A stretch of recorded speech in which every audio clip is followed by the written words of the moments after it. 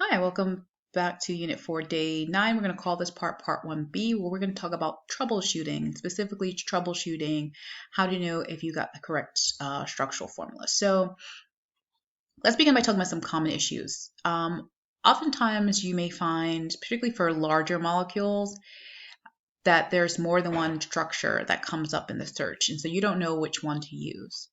Another issue that may happen, that may come up when you do your Google image search is the structural formula is a condensed formula, and the atoms appear to be missing. So you're not really sure what to do about that.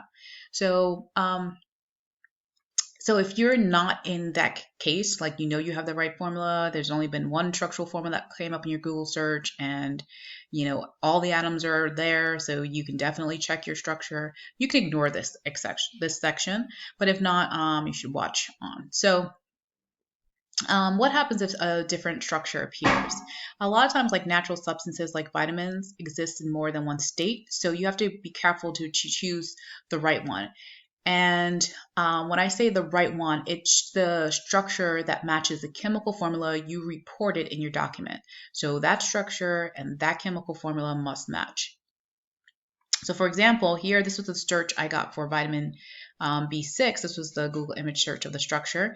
And this structure appeared. And notice that this structure has chlorine in it. And my chemical formula, C8H11NO3, does not have chlorine in it. So I know that there's got to be something going on with that.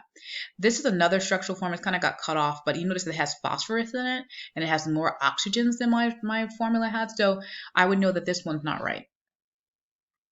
So once again, we want to make sure it matches. So how do we do that? To do that, you need to first write a chemical formula from your structure. So this is another structural formula of vitamin B6. It's a little bit more friendly than the one we saw in the Google search, but at any rate, how would we do that? So we would count the number of each type of atom in the molecule, and then we use that to write the chemical formula. So I'm going to start off with carbons, and I'm going to find all the carbons in the molecule, and if I count all those up, there are 8 of them. So there are 8 carbons. I'm going to do that the same thing for hydrogens. If I find all the hydrogens and count all those up, there are 11 hydrogens. And if I do that for the nitrogen, there's only 1 nitrogen. And if I do that for the oxygen, there are 3 oxygens.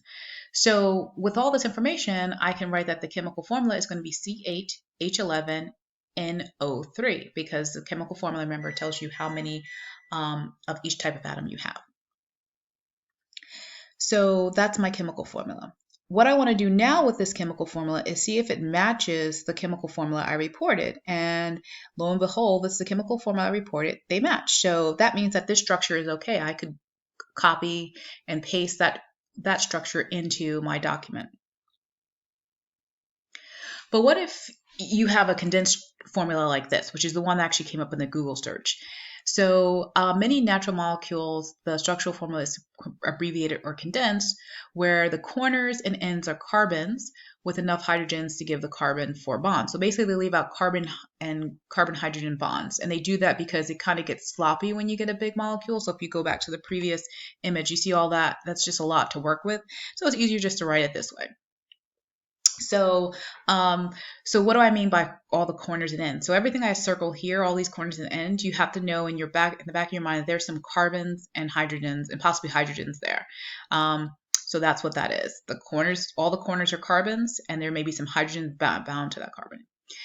So in the case where you have a condensed formula, instead of doing a full chemical formula of the structure, we're going to just do a quick check. And a quick check begins with your structure, and any corner and end, you're going to make it a carbon and then count how many carbons you have. So all the corners and then I just replace them with C's. And I see that there are 8 carbons there. Okay, so it tells me how many carbons I have.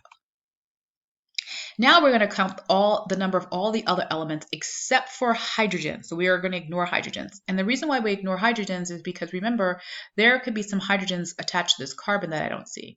Now I could figure it out by using the rule that carbon will have 4 bonds, and the number of hydrogens would be 2 in this case, because carbon only has 2 bonds, so it needs 2 more bonds to hydrogen to make 4 bonds. But that's a lot of work, so we're not going to do that, right? So instead of that, we're just going to ignore the hydrogens.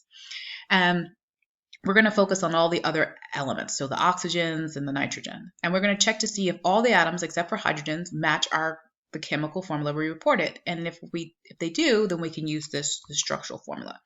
So here we have C8H question mark, because I'm ignoring those, NO3. That's what I got. And when I do my quick check, I compare it to the chemical formula that I reported. They're about the same. Ignoring the hydrogens, they're the same thing. And so then I can safely say this is probably a good structural formula. All right, so that's pretty much it for this troubleshoot. Just make sure that your structural formula and chemical formula matches. Have a quality day.